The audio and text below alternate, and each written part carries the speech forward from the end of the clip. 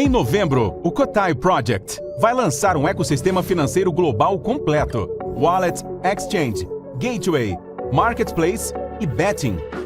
Tudo 100% em cripto, sem censura, sem limites, preservando o anonimato e a verdadeira descentralização. Vamos levar liberdade financeira e geográfica para milhões de pessoas. Prepare-se, novembro é o início de uma nova era. Cotai, o próximo nível da revolução cripto. Um episódio que eu me lembro bastante, porque a NASA sempre tem uma questão de financeira, porque o público americano também, o povo americano tem que ter interesse se invista na NASA, para que eles tenham recursos para poder... É a grande briga da NASA hoje. Sim, aí eu lembro, isso há muito... é que eu tô ficando velho, né? Há muito tempo, para tentar aumentar a popularidade, eles iam levar uma pessoa do povo e escolheram uma professora. Krista McAuliffe. Justo Challenger, nesse... 1986. Me explode o fogo. Você lembra por quê que vamos lá. explodiu? Essa história é bem legal da gente contar, que é o seguinte, o ônibus espacial, ele foi feito para ser 3 coisas: barato, rápido de ser reutilizado e seguro. Acabou que ele não foi nenhuma das 3. Ele era extremamente caro. Cada lançamento do ônibus espacial custava 1,5 bilhão de dólares. Nossa. Ele demorava muito tempo para lançar um e fazer um refurb, né, nele. Sim. E lançar de novo. Demorava muito. E depois nós descobrimos que ele não era seguro, ele matou 14 astronautas. Para tentar mudar isso aí, o Ronald Reagan criou um programa chamado Espaço para Todos. E qual que era a ideia? Qualquer pessoa pode ir para o espaço. Você não precisa ser um astronauta treinado na NASA. Você, com poucos meses, 2, 3 meses de treinamento básico, você pode ir e fazer isso. O primeiro lançamento ia ser Challenger 1986. E escolheram uma professora do ensino primário americano, a Krista McAuliffe. Caramba. Colocaram ela no Challenger. Beleza. Aquele dia ali foi o inverno mais frio da Flórida da história. O inverno mais frio da Flórida da história. Verdade. E qual que é o grande problema? O ônibus espacial era aquele tancão laranja, que todo mundo lembra, e do lado tinha 2 tanques brancos. Aquele tanque branco é de combustível sólido. E ele, se você vê ele não é um negócio inteiro. Ele é feito por seções, e uma seção é pregada na outra, e tem um anel de vedação. Que é de borracha. Lembrei. Aí o que acontece? Ressecou. A temperatura na Flórida caiu abaixo de 0 aquele dia. Não era para ter tido aquele lançamento. Quando lançou, o negócio estava congelado. O que acontece com a borracha quando ela fica congelada? Ela fica quebradiça. Aí o anel quebrou, vazou combustível e explodiu tudo. É muito triste, fica aqui a dica. Existe um documentário na Netflix sensacional chamado O Último Voo. Assistam, porque eles entrevistam os engenheiros da época, que todos eles sabiam o que ia acontecer. Então, tem a cena mais triste lá, é quando fazem uma reunião e os caras da empresa, desse foguete do lado aqui, o cara fala assim, não é pra lançar, galera. Não pode lançar amanhã, porque amanhã vai estar muito frio. Não pode. A gente tem o gráfico aqui mostrando que quando chega abaixo de tal temperatura, a borracha vai ficar quebradiça. Sim. A NASA falou, cara, nós temos que lançar. Tinha uma pressão gigante em cima da NASA, porque ela não lançava, então tem que lançar tal. E aí chega uma hora que todo mundo decide que vai lançar, menos o engenheiro da empresa. Só que ele é voto vencido. Só que precisa ter a assinatura do cara. Você vê como a democracia é uma desgraça, né? Democracia é Ele foda. não tinha poder de veto.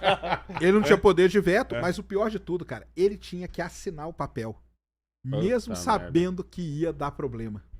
Aí ele assina. No dia do lançamento, cara, isso é triste pra caramba, assistam lá. No dia do lançamento, esse cara, ele tá num lugar, ele não tá assistindo, não sei por que ele tava fazendo um negócio, ligam pra ele e fala, vem pra empresa. Ele falou, eu já sei o que aconteceu. Sim. Sem saber. Cara, é de arrepiar. Assim, chama O Último Voo, conta a história todinha. E a Krista McAuliffe, por que esse negócio é muito lembrado? Como ela era professora, todas as escolas americanas estavam paradas assistindo o lançamento. Nossa. Então, é o primeiro contato que muita criança americana teve com a morte, cara. Foi nesse dia. Triste, hein? E o impacto pro cara que tem que assinar, às vezes o pessoal fala, é só não assinar. Eu não assinaria. Só que a gente sabe o que aconteceu. Se ele não assina e não tem o lançamento, todo mundo ia falar que não ia acontecer nada. E esse cara ia acabar a carreira dele. A carreira do cara acabava. É isso mesmo. O cara ia ser demitido e tal. Então é uma pressão. É fácil quem tá de fora, mas é uma pressão absurda. Esse episódio que conta essa história, cara, ele é muito tenso, porque são reuniões atrás de... O lançamento já tinha sido adiado uma vez, e na manhã do lançamento, cara, tinha estalactite de gelo, cara, no negócio. Tudo errado. Tudo errado. Tudo errado. E aí, criam a Comissão Rogers, que chama, que faz a investigação do acidente da Challenger. Começa a ter um monte de coisa, interesse de um lado e do outro. Aí tem que chamar uma pessoa neutra. Quem que eles chamam? Richard Feynman. Físico ganhador do Prêmio Nobel. Uhum. E aí tem no YouTube, vocês podem procurar, tem o dia que ele que vai apresentar o resultado. É muito legal, assim, é legal. É triste pra caramba, tá? Ele chega com um copo cheio de gelo e ele põe um pedaço de borracha aqui dentro. E aí ele fica falando, explicando, tal, não sei o quê. Na hora que ele termina de falar, ele pega a borracha e faz assim, ó, na frente de todo mundo, pra explicar o que aconteceu, cara. Então foi isso que aconteceu.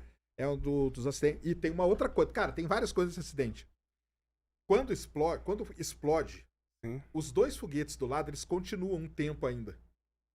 Então, quem tava assistindo, inclusive os pais dela, é uma cena muito clássica, que é os pais dela olhando, você tem um delay. Tipo assim, você não tem a noção imediata que explodiu. Porque os foguetes continuam, entendeu? Então tem tipo uns 5, 10 segundos que o pessoal ainda fica meio olhando assim, sem entender o que aconteceu. Depois é que aí explode tudo, aí eles têm noção. Eles viram que tinha alguma coisa errada, mas quem nunca tinha assistido um lançamento na vida... Vai pensar que é daquele jeito. E vê o negócio continuando, aí foi. Pensa que é daquele jeito. Cara, então a Challenger matou 7 astronautas e tudo mais. Cara, é um negócio muito triste. Eu já saí do Ciência Sem Fim, mas lá no Ciência Sem Fim, vão lá e assistam. Eu fiz um programa especial, quase 3 horas, só contando todos os detalhes. Eu abri o relatório da Comissão Rogers lá, li as partes todas com a galera. Então, assim, realmente é um momento muito triste da história dos Estados Unidos. Passou alguns anos, em 2003 teve o outro acidente com o Columbia. Sim. E o Columbia foi na volta. Uhum. E é triste pra caramba. Tem episódio lá também, hein? Ó, eu tô fazendo propaganda que eu já nem tô lá, hein? Vai lá e assista. Porque o da Columbia, cara, na hora que o foguete decola, um pedaço da espuma, aquele tanque laranja era só espuma. Um pedaço daquela espuma cai e bate na asa. E quebra uns tijolinhos térmicos. Entendeu? Pronto. Aí o foguete sobe. Não. O foguete sobe, vai. Faz a missão perfeita, cara. Sim. Na hora que vai reentrar. E eles simularam. O pior de tudo é isso. Eles simularam. Eles viram que não ia ter problema. Porque a simulação na época não era tão precisa, cara. Então eles viram que podiam voltar. E os caras voltam. E na hora que eles estão voltando, ali cria um ponto de fraqueza, de altíssima temperatura. E dali explode o foguete. O foguete veio explodindo da costa oeste dos Estados Unidos até o Texas. Nossa. Veio despedaçando no ar. Espalhou coisa pelos Estados Unidos inteiro. Sim. Foi um negócio triste pra caramba, porque eles estavam dentro. Tem toda aquela. Aí tem várias teorias, né? Sim. Será que os caras já sabiam que eles iam morrer? Não sabiam e tal? Muita gente disse que não, porque a simulação tinha falado que não ia ter problema, entendeu? Então, cara, é muito triste. E esse de 2003, que é o Columbia, o Marcos Pontes participou da investigação. Legal. O Marcos Pontes, pra quem não sabe, ele é especialista em acidente aéreo aqui no Brasil. Especialista em acidente aéreo. E ele estava lá na NASA, era no período que ele ainda estava ali estudando e tal, e ainda não tinha dado todo o chabu que deu depois, mas ele ainda estava ali na NASA e ele foi chamado como especialista para ajudar na investigação. E uma das palestras mais legais que o Marcos Pontes tem, cara, é sobre ônibus espacial. Pena que as empresas contratam ele para falar de trabalho em equipe, uma baboseira que não serve para nada. Mas, cara, a palestra dele de ônibus espacial, cara, é cara, é lindíssima, cara. Uma coisa... Por isso que o Elão tá fazendo tanta grana. Eles tinham que chamar um pedreiro, né? Pra falar sobre trabalho em equipe. É verdade. Um pedreiro.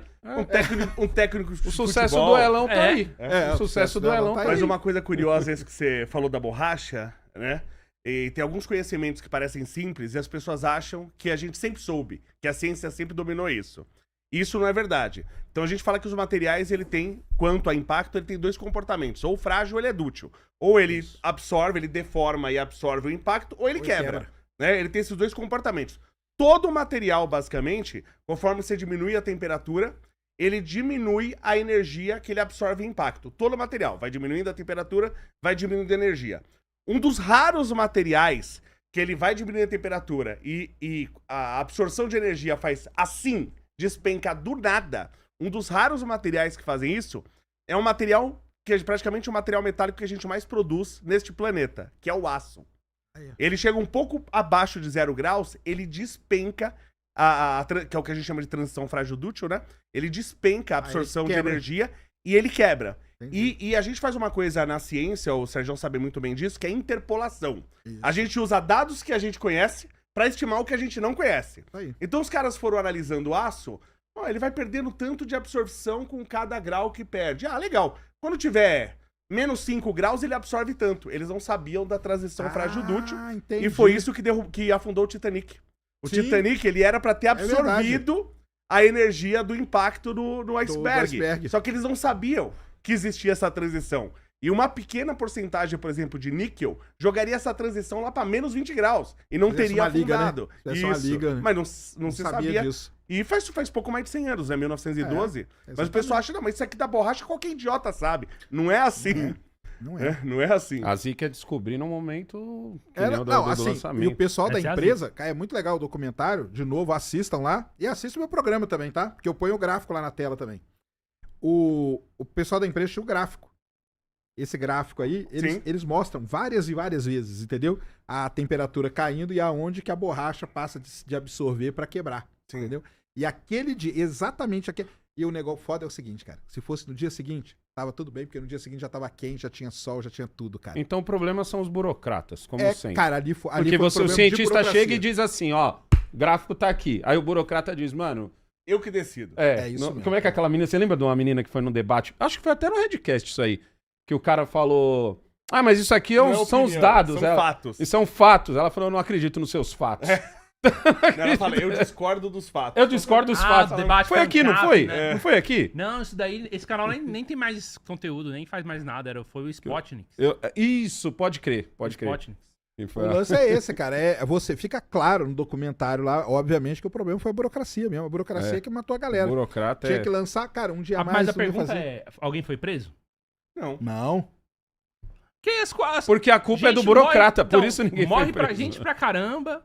E aí tem muitos mortos e ninguém preso. Então, mas é que tá. Por exemplo, aviação, né? Volta e meia tem um acidente de aviação. Quem que você já ouviu falar que foi preso? Se eles prenderem as pessoas começam a esconder as informações porque eles não querem ser presos. Então se prefere que se descubra a causa e que outras pessoas não morram, porque a gente imagina que ninguém quer derrubar um avião e matar as pessoas. A gente imagina. Então a gente imagina que aconteceu uma fatalidade. Então prefere-se descobrir a causa e não prender as pessoas do que sair prendendo as pessoas e não descobrir a causa. Porque o cara que sabe a causa, o responsável, ele vai esconder os fatos. E a gente não pode ter isso. Mesmo. Bom, vamos lá. Não, é triste, cara. É muito triste. Assistam lá, contam toda a história da Krista. E ela tinha a reserva dela, né? E aí a reserva tava lá assistindo. Que sorte, né? A reserva, exatamente. A reserva deve ter ficado puta, não fui escolhida, aí explodiu ela, meu Deus, graças a Deus. E aí tem uma coisa, e aí aquela missão tem uma outra coisa que é muito interessante. O cometa Halley tava passando perto da Terra, que era final de 85, começo de 86. É verdade, 86. Naquela nave tinha a missão Spartan, que era a missão que ia chegar pertinho do Halley. E ela se foi, explodiu. Putz. E o cara que fez essa missão chama-se Alan Stern, é o cara que anos depois faz a missão para Plutão. Porque era um cara que desde que ele era adolescente, desde que ele entrou na faculdade, ele estudava cometa. E ele fez a missão Spartan, que explode dentro da Challenger, e depois, anos depois, ele faz a missão que vai para Plutão, que é a missão New Horizons. Então tem umas histórias, cara, umas histórias muito interessantes que tem só nesse acidente da Challenger aí, vale demais a pena de ver, de assistir tudo. Depois do acidente de 2003, só para terminar, aí a NASA vê que o ônibus espacial não é barato, não é seguro e demora muito. E aí eles resolvem ir descomissionando os ônibus espaciais até que em 2011 termina o programa. É um programa que durou 30 anos, de 1981 a 2011. E hoje, quem for nos Estados Unidos, em Orlando, tá o Atlantis. No Intrepid Museum, lá em Nova York, que é um museu que fica dentro de um porta-aviões, sensacional esse museu, tá o Enterprise. Lá na Califórnia, no Museu de Ciência da Califórnia, tá o Endeavour. E no Smithsonian tá o Discovery, que são os que restaram. O Challenger e o Columbia, né, explodiram. E agora, hoje, atualmente, tá a maior briga, porque o Ted Cruz, que é um senador do Texas, ele falou que ele tem uma grana para salvar a NASA, porque a NASA tá num problema de orçamento. Só que ele só quer uma coisa. Que tire o Discovery de Washington e leve pra Houston. Caramba. Qual é o problema? Esses ônibus espaciais, você não pode mexer, eles estão do jeito que eles vieram do espaço. Isso é muito legal. Só que se você mexer demais nele, ele desmonta inteiro, quebra tudo, ferra tudo. E aí, hoje a briga, estão tentando convencer o Ted Cruz a liberar a grana, mas deixar o ônibus espacial lá. Ele falou, não, eu quero o ônibus espacial em Houston. E tá uma treta gigantesca.